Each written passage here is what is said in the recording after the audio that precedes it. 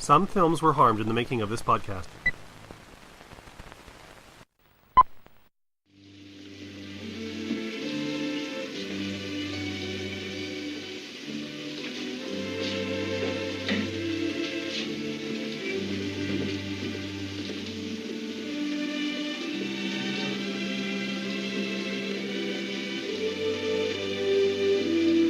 From Edmonton, Alberta, Canada, and the palatial FYC studio, you are listening to For Your Consideration, the podcast featuring roundtable discussions reevaluating the cinematic canon of past masterpieces and modern classics. I'm your host, Dustin Friesenand. And I'm Mike Josick, and we'd like to give a shout out to anybody catching the show on iHeartRadio, Stitcher, or YouTube.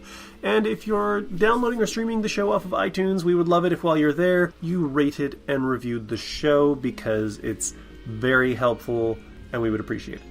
So this is kind of a notable episode because it's kind of the first one back. It's the first one sort of back to the original format. It's the first one back after our sort of clumsy hiatus through October and some of November. So I'm feeling good. Feeling good recording, October was a scary month. There was lots of frights to be had. Lots. Very much. Too scared to pick up the microphone, we were. And we're back talking about another classic movie. As we said on the Blade 2 episode, we would be covering the 1957 Sidney Lumet film, 12 Angry Men. AKA a dozen disgruntled dudes. So I don't know if we have any below-the-line stuff to cover. I think we can... AKA the square root of a gross of pissed-off penis havers? I think I know what the tag on the episode's going to be. So we don't really have any below-the-line stuff to talk about, so we're going to just do the credits and jump right into the discussion of the film, which the poster claims explodes like 12 sticks of dynamite. So unless you have anything to add, I'll just do the credits. You need to jump in there? You good? Trying to come up with another one. It's the alliteration that's the hard part. It is. It is. So, 12 Angry Men was directed by Sidney Lumet. It was produced by Henry Fonda and Reginald Rose. Screenplay was by Reginald Rose. Story by Reginald Rose. It starred Henry Fonda, Lee J. Cobb, Ed Begley, E.G. Marshall, Jack Warden. Music was by Kenyon Hopkins. Cinematography by Boris Kaufman. Edited by Carl Lerner. And it was distributed by United Artists with a release date of April 10th, 1957.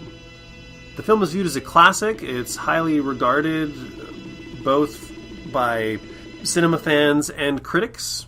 AFI includes it on numerous lists. It's 42nd most inspiring film, 88th most heart-pounding film, and 87th best film of the past 100 years. It currently holds 100% approval rating on Rotten Tomatoes. And on Sight and Sound, it ranks 894th on the critics poll and 322nd on the directors poll. And that, of course, is our proper yardstick for these kinds of things. It is. It's been remade also about 1 billion times in all sorts of different countries that you might not expect all around the world, and has been parodied all over the place throughout the last however many decades. And as I like to do whenever we cover one of these classic films, I like to just point out what format we watched it on, what particular release, and we watched the 2001 MGM United Artists DVD release, which I've had in my collection for a very long time, and haven't really thrown in very much. I'm not sure if I threw it in ever. So, there you go, and here we are. So, 12 Angry Men, we've both seen this.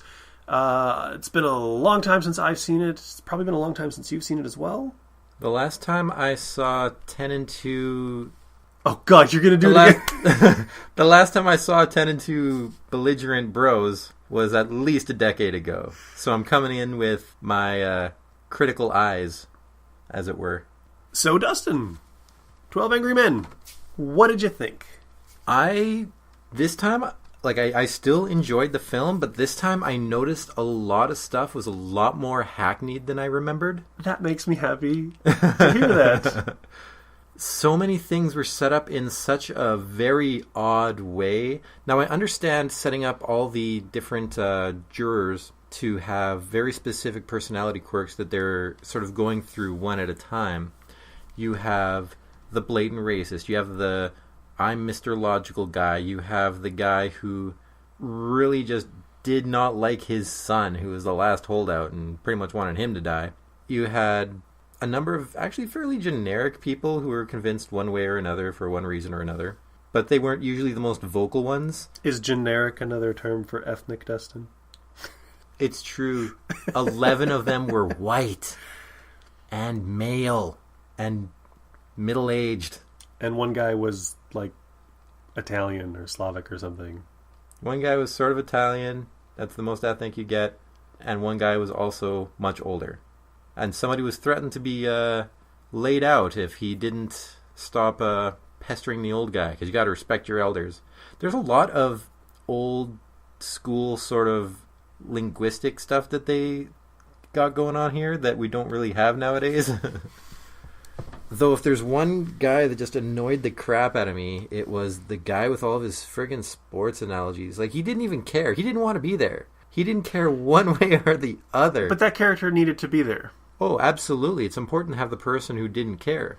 But I can't deal with all those sports analogies. You're not funny. The characters, this is such a highly regarded movie, and my memory of it was really, really good. And that's why I said that I was happy to hear you say that you were a little surprised at how some of it kind of plays out and how hackneyed it can sort of be.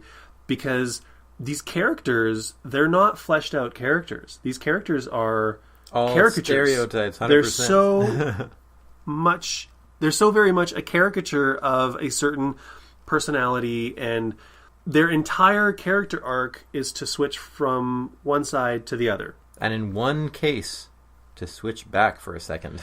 And the thing that makes them switch is when they finally poke holes in the thing that is their personality quirk. So the person who's very specific about this, or the person who's very racist about this, or the person who whatever. They basically hold the line until something pokes a hole in that, and then they switch to not guilty. There are some very good moments, and there is some really good acting, but on the whole, I think this movie as an idea is way better than the movie itself. The idea is fantastic. It's phenomenal. And really, not to jump too far ahead, it's something that's important and relevant, even if I don't actually know how often stuff is done by jury anymore, even in the States. I hear we actually have it here, but I don't know anyone who's ever been on a jury. I was slated for jury duty, but I got out of it. Because to the best of my understanding, even in the States, a lot of it is done by judge. I hear that 90% are done as plea bargains for reasons that are long and detailed, even if they're not guilty. And a lot of the other stuff is done by judges who don't have to say, okay, it's mandatory death sentence. That's another thing that wouldn't necessarily happen. The judge decides the sentence. Speaking of judges, this judge was so apathetic. Right at the top of the movie when he's telling the jury to go off and do their thing, he just looks so bored. He must not have had lunch yet. And you know what? You're more likely to get a guilty verdict if it's right before lunch or right before the end of the day. Got to get your trial first thing in the morning or first thing after lunch. The numbers don't lie. And that's a big part of this movie as far as I'm concerned. Not that specific fact. It does play into it, though. But yeah, just all the little grievances someone might have, all the little things that have nothing to do with the crime, with the trial, with the victim, with the perpetrator, with the accused, anybody. All the little things that can affect it. And that's the real importance of this film. I actually thought this movie was based on a stage play, because... I could see that. But it wasn't. It wasn't. It was originally written and done as a telefilm. It might have been one of those, American Playhouse things. But even those don't... they're plays, but they're not stage plays. Whereas, the staging of this movie, everything about this movie seems to scream theatrical performance, right? The caricatures, the hyperbolic arguments and movements, and the standing up and the sitting down and the standing up and the sitting down. It's okay, I get that having 11 or 12 stationary dudes sitting at a table talking can be boring, but, I thought Sidney Lumet was a good enough director that he didn't have to have his actors stand up every time they had to frickin' talk. And so many of these characters, they would be like, okay, it's my turn to talk. And then there would be a dramatic stand up from the chair, and they would pace around the room or wave their jacket or their tie. Or if it's the old guy, the close-up on the face. Those close-ups were so weird. They stood out compared to everyone else. Because he also was, like, doing this weird googly eye thing. He wasn't just... He was, like, staring off into the distance like he wasn't seeing what was going on around him, and it was all happening in his head. And, like, maybe that's... maybe this whole movie is like a fever dream for the old guy. But that really frustrated me. That was one of the things that very early on I always thought was a strength of the film. I've seen... This movie's been adapted and copied and stolen from a million times.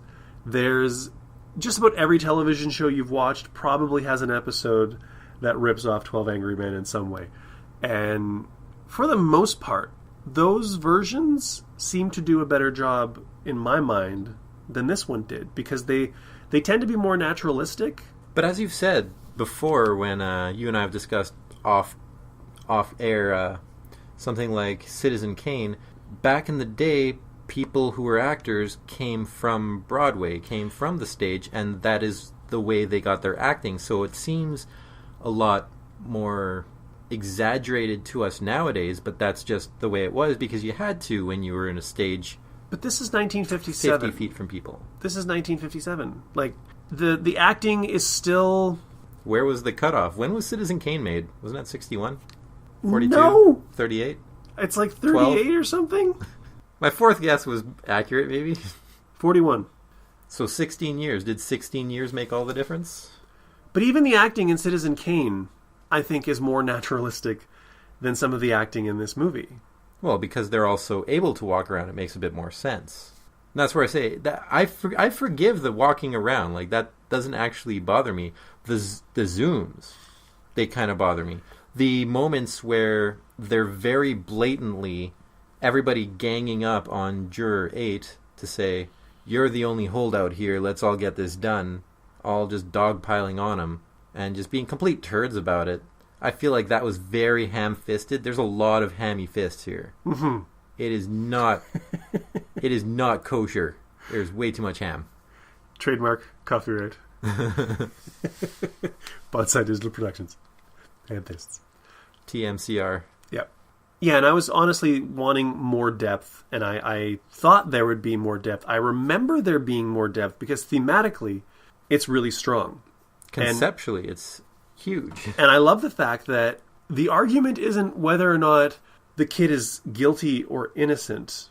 The argument that they're stuck in that room arguing for pretty much 96 minutes of real time is there reasonable doubt? I found that actually to be the opposite. I found that they didn't bring up reasonable doubt often enough because so many people would say, no, he's 100% guilty. And when they switched over, they said innocent. No, they said not guilty. And then when the foreman was saying it's now 8-4 in favor of acquittal, because the argument, the foundation of the argument was reasonable doubt, not innocent or guilty. And a lot of the foundation of whether or not it was reasonable doubt was reasonable doubt when it comes to sending him to his death. Yeah. Because if they would have said, okay, he's just going to jail, a number of people wouldn't have been convinced. A lot of people were like, well, is it strong enough to kill a man? This reasonable doubt that we have.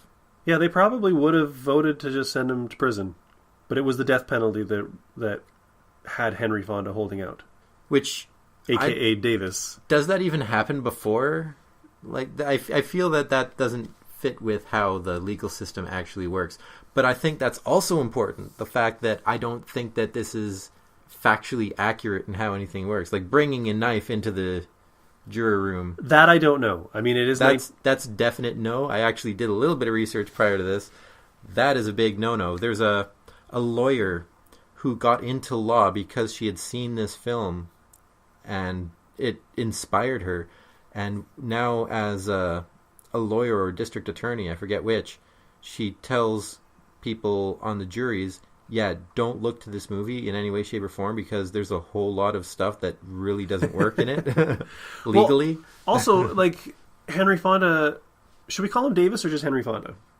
I'm going to call him juror number 8. Okay. Henry Fonda, he has like the copycat switchblade knife. And he's like, yeah, I was just wandering around last night and went to his neighborhood. You're sequestered! Yes, like, how do jurors... He can't get out. You've actually caused a mistrial right then and there. It's a first-degree murder trial, and who cares if it's illegal to buy a switchblade? How did he get out? And why did they close the windows when it starts raining? That's when shit cools off. You were all sweating like pigs. Stuck pigs. And any time somebody got really heated, they'd suddenly bring up something that pretty much discredited themselves. Yeah. And then they stop, and it's like, oh, you got yourself off! And as the movie went on, the further you get in, the more pointed and specific and odd some of the arguments get. Like she has depressions on the side of her nose, therefore she must have been wearing glasses, therefore she must have not been having her glasses in bed, and blah-de-blah-de-blah.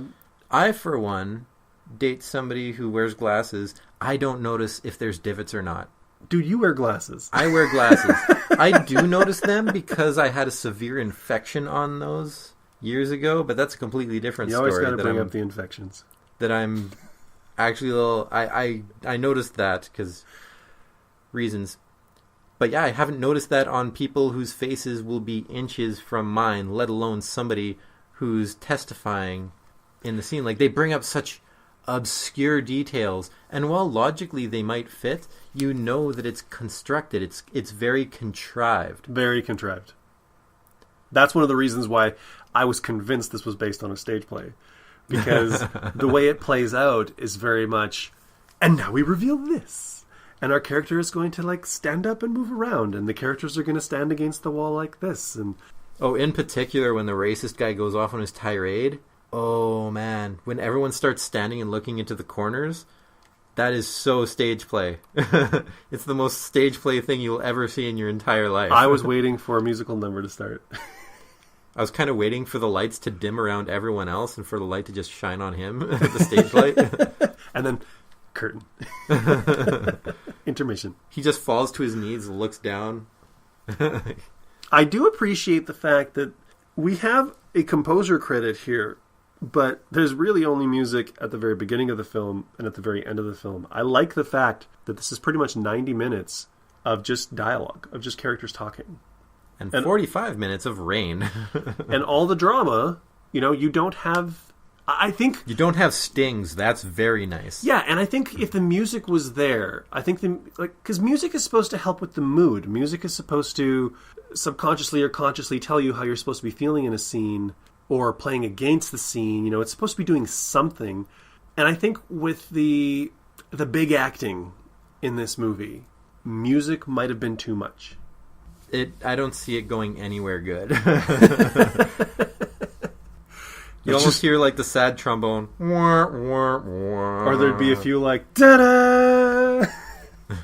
Aw, shucks. I just argued against myself, didn't I? Shucks.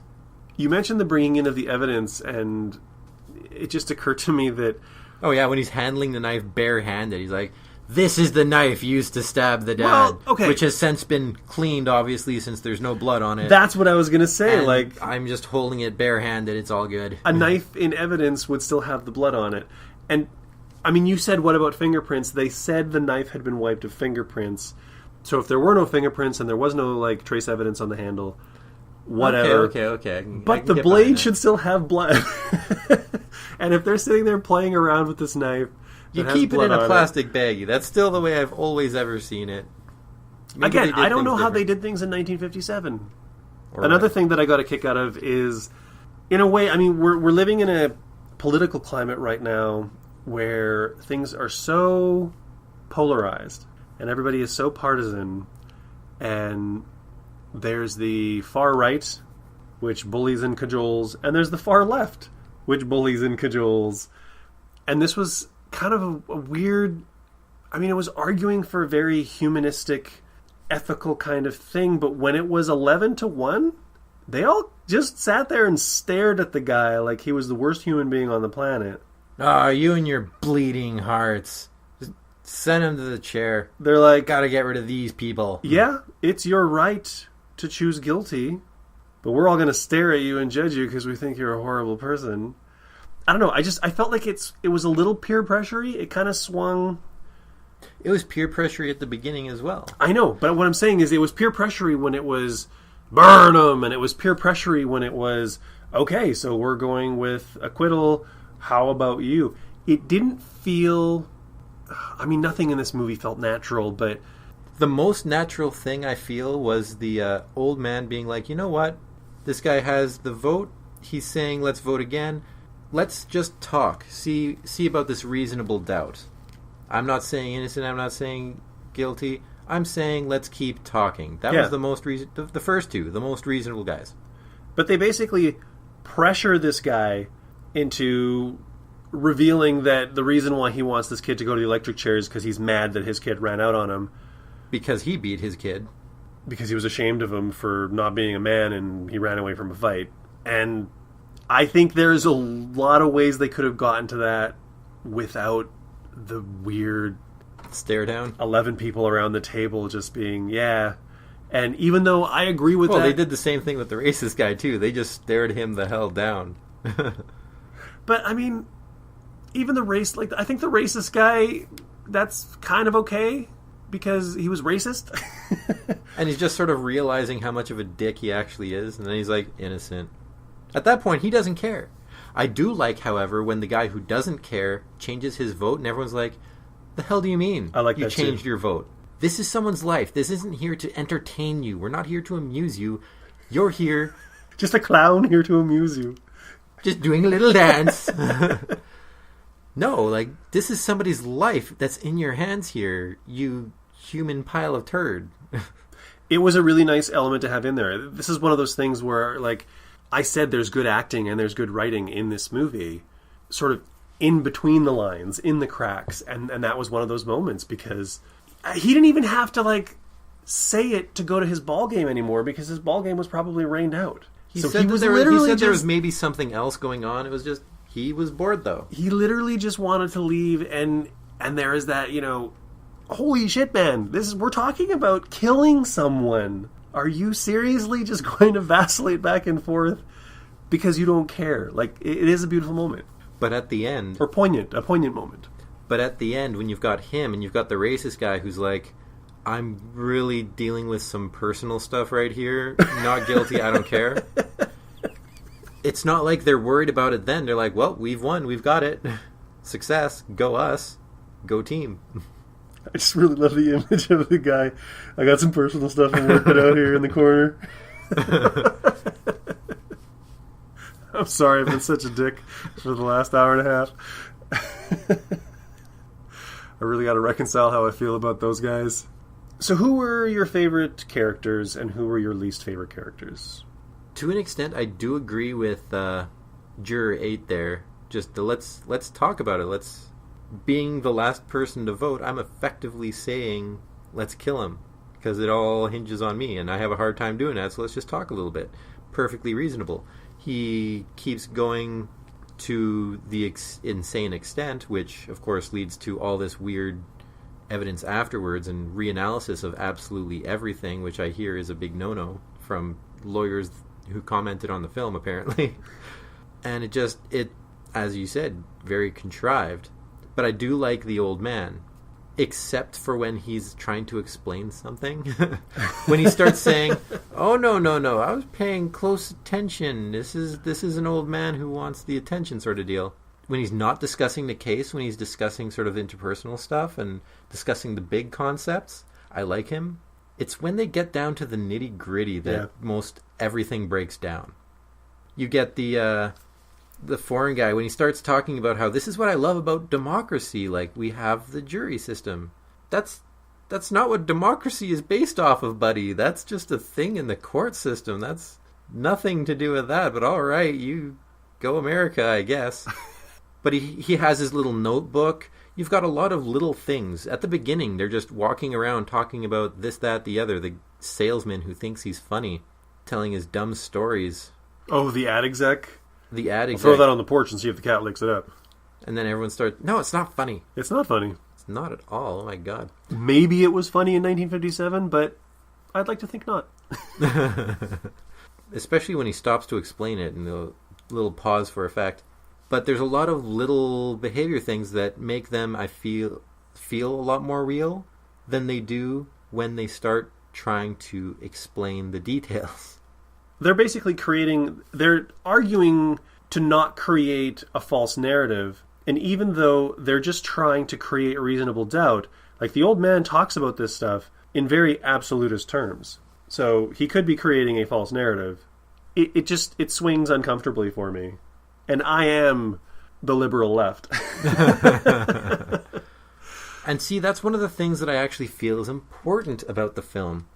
Because even if that's not necessarily what they were going for, one of the things that the last juror continually shouts is that the facts don't matter.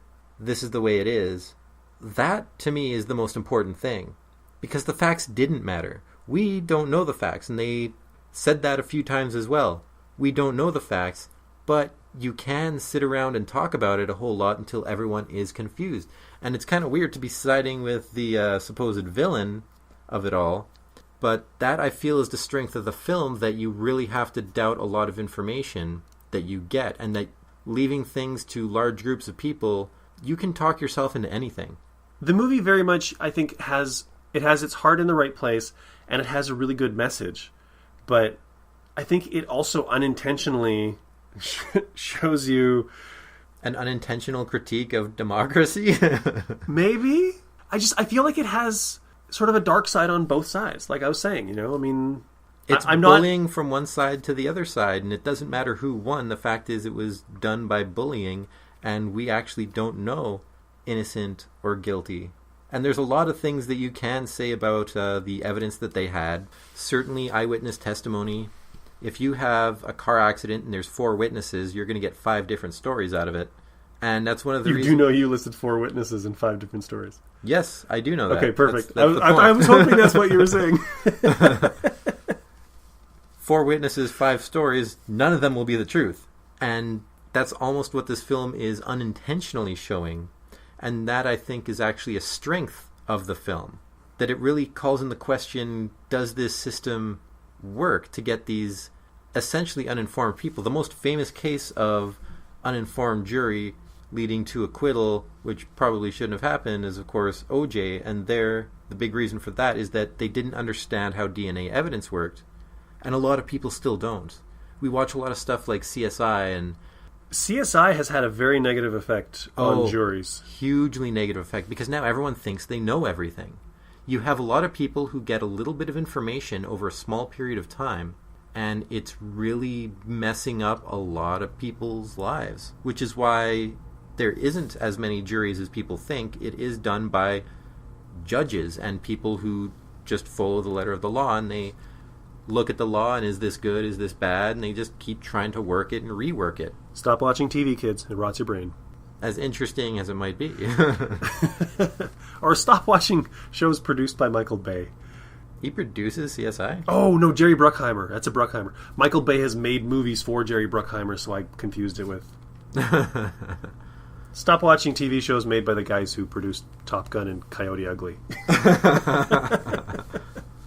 Stop believing everything you see on TV. There you go. Even nowadays, you can... So often I'm shown little clips of stuff on YouTube or whatever, and it's like, this is just some staged thing. Like, why do I even care? I don't think it's that funny. Everyone, all this reality TV, there was a few things that were probably reality at some point, but no longer is anything real. Question the world around you. Question reality. And that's what this film does. Question everything about this case until everybody's just full of doubt. And I think that's ultimately at the heart of this movie. Whatever you think of where it began or where it ended, I think the real message is think for yourself. Question what's being presented in front of you before you make an educated decision. But I think the movie needed to have a rah-rah ending. It needed to have that moment where the guy could break down crying, ripping up the picture of his kid, and then Henry Fonda can put his coat on, drape it over his back, and be like, they're there now. That's your therapy for this month. I think the uncertain tone at the end there is where it should end. But it wasn't uncertain. They were going in with a not guilty verdict. He was going to be acquitted due to lack of convincing testimony. Well, I mean, like, it wasn't raw. It wasn't like everyone's on board with this. There's a few people who weren't necessarily on board, but were bullied and pestered into it. Okay, I'll give you that. They went with not guilty. Sure, you have your thing there, but are you convinced he wasn't guilty? No, I'm not. But I do think that the way the arguments are presented, it's very much putting it in your head that the kid isn't guilty. But of course, at the same time, we didn't actually see the trial itself. They said they spent an entire day on certain things, and they go over it in the span of a couple minutes. But that's what I've been trying to get at. Like, that's my whole disagreement with this movie, is that it became a very left-wing, bleeding heart, and that's coming from a left-wing, bleeding heart person, sort of manifesto kind of thing, where, you know, the arguments that they were making weren't like, well, what if this happened? Like, that creates more questions, and if we have questions, we cannot convict this person to a death sentence. But they were crafting this story, and like the whole second half of this movie is literally crafting a narrative. Especially for the two witnesses. They give motivations for the witnesses. They give entire life stories for the witnesses, and based off of how they behaved on the stand. And the way that they poke holes in the testimony and in the positions that the jurors have to shatter their hanging on to this idea of, I'm going to vote guilty because the evidence can't lie, whatever. I did feel at the end of it, even though in my heart of hearts, I'm still trying to hold on to this idea that this is a movie about reasonable doubt and that this kid may have actually killed his dad. We don't know, but this is how the court system is supposed to work. I felt that the movie was arguing very much that the kid didn't kill his dad, and that he was actually good, and that we had to convince these bad people that we can't send him to the electric chair because he didn't do it, and you're going to feel terrible for doing that. Rather than, I mean, Henry Fonda says it so many times in the movie, but the movie doesn't. I don't know if he's innocent. I don't know if he's guilty. But the movie doesn't make me believe it. The movie doesn't.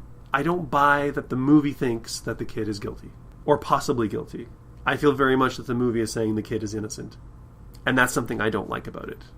Because I don't think that's what the movie should be about. And I've seen versions of this story, people who have adapted this, who have done it with, I think, a little bit more subtlety. That actually left you wondering?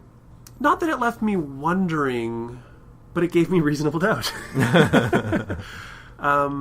There's just enough in there where the way that they would argue to get everybody to basically not have it as a hung jury and to go with the acquittal, it was an agreement amongst all of the parties that, yeah, I can't prove beyond shadow of a doubt that this is what it is. And that's I wanted a little bit of that moral ambiguity.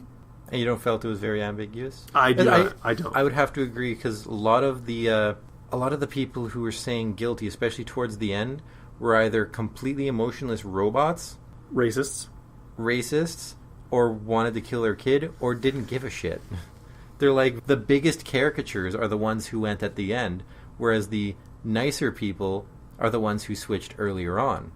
It's just not very subtle. It is not. It is not a subtle film. And you kind of feel like it should be, because of the way it's staged, because of where it's set. I'm just saying. I'm just saying. And going back to the it's my right to think what I want sort of deal, that works for and against everybody. I forget exactly what context I was hearing it in recently, but if you have the guy at the beginning who says, no, it's my right to think what I think, and he's supposed to be the good guy that eventually turns everyone to saving this innocent kid's life, because that's what they're really leaning towards. And then at the end, when the other guy does the exact same thing, he's the bad guy for doing the exact same thing. And I think that's an important message. Mm-hmm. That you can twist that. You can twist everything into whatever way you want. And that's the real strength of the film. Even if it was completely unintentional. And given the lack of subtlety in a lot of the other things it's doing, I do think it's unintentional. Not guilty. What's the matter with you? I have a reasonable doubt now. 11-1.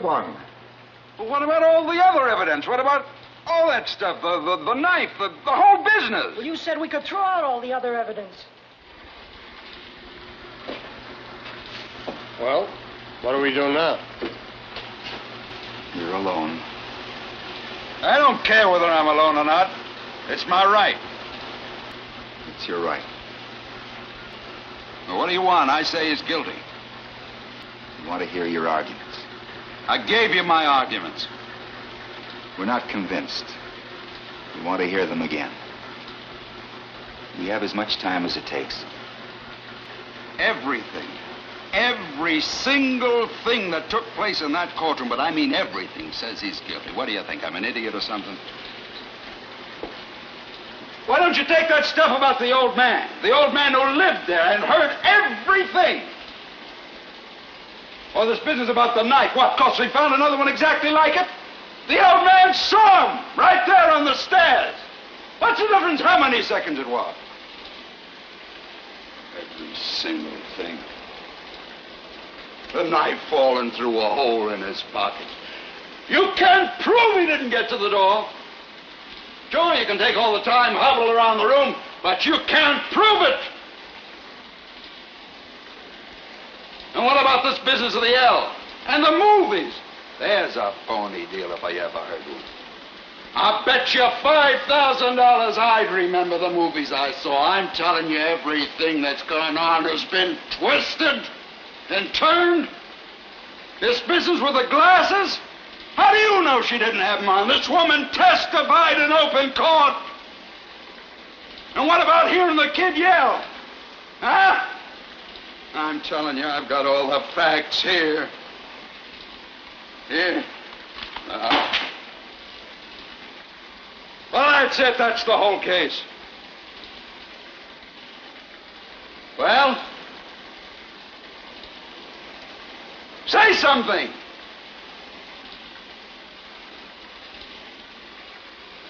And with that, we will move into our judgment phase. Well, for all the reasons that I've stated up to this point, as much as I like the themes of this movie, and as much as I like what this movie is trying to do, and the ethics of this movie, and the questions that it wants you to be asking, I don't feel like it really achieves that moral gray area, that middle ground that I feel that it needs to have that whole concept of establishing reasonable doubt rather than guilt or innocence. While I think that there's some really great cast members and there's some good acting and there's some great writing, direction, and like execution, there's a lot to be said for it. I just can't go masterpiece on this one. And that's another one of those surprises where I thought 12 Angry Men, there's an easy masterpiece for me, and I'm going total museum piece, because there's a lot of things, there's things I'm probably not even articulating that kind of bothered me about this movie. Things that just kind of worked on a really subconscious kind of emotional level. And I mean, I can definitely watch it again. It's an interesting piece of cinema. I think this movie's been copied so many freaking times. I can't even tell you how many times. That's significant. I mean, it's a significant piece of cultural history and cinema history. So yeah, museum piece. And I'm going to go with the shocker here, given my usual way of doing things. Like we said early on, the concepts behind this film are very important and are very valid. And I think that it misses what it was trying to do, but it still accidentally hits on a lot of very important things and gets people thinking in a good way, even if unintentionally, even if it was just purely by accident. It was running parallel. The important parts were running parallel to what it was trying to achieve. And that makes it an important film that still, while there are problems with the acting and the direction, it's still one that people should see and one that people enjoy. So it's an accidental masterpiece almost. It's weird because it hits on the... Because normally you'd want to have the good acting, good direction, and all that stuff. That stuff falls under almost the so bad it's good, with the accidental hitting of the right notes. And it all falls into a weird clusterfuck that makes it cause people to think and people of a very varied range.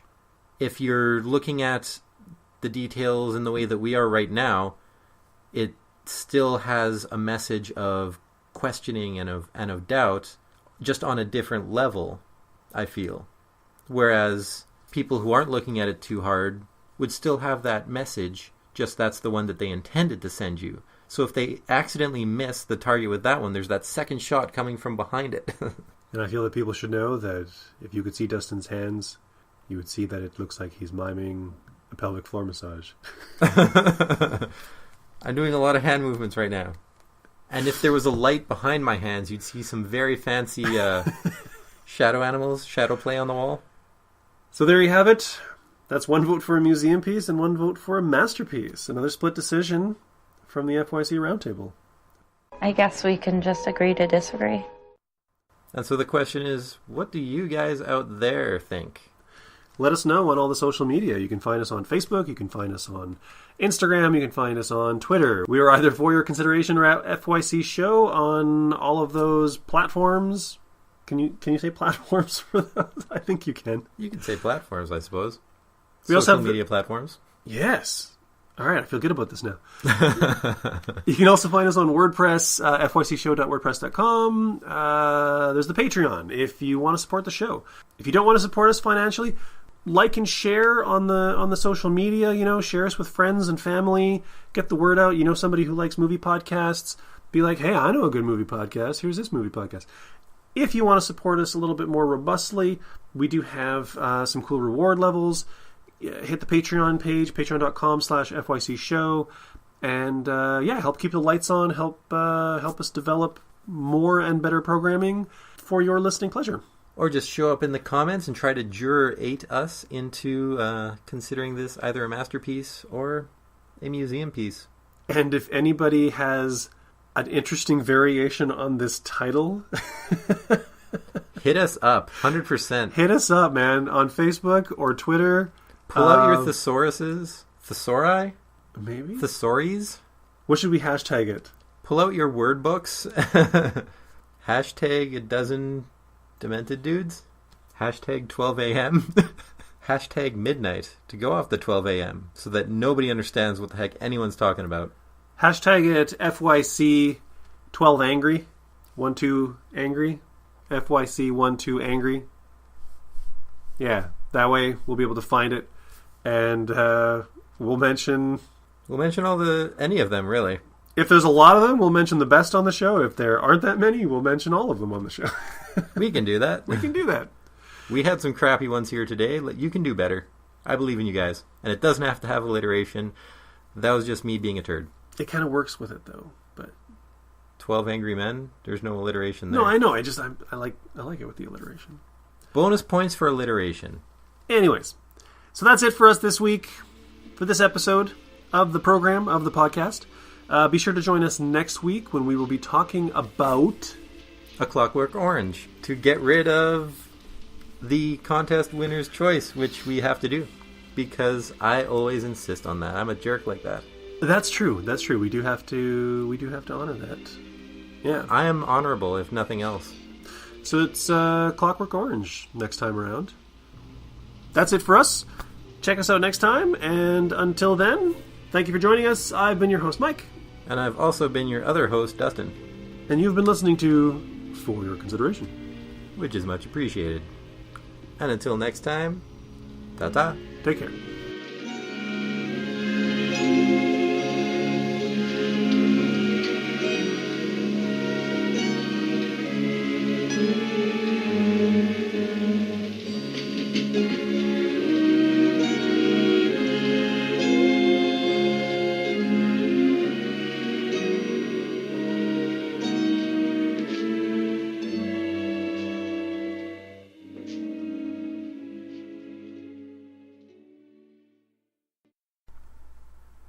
From Edmonton, Alberta, Canada, and the frozen wasteland. It's been pretty warm lately. I don't know what you're talking about. It's been above zero. It's +4 today. From Edmonton...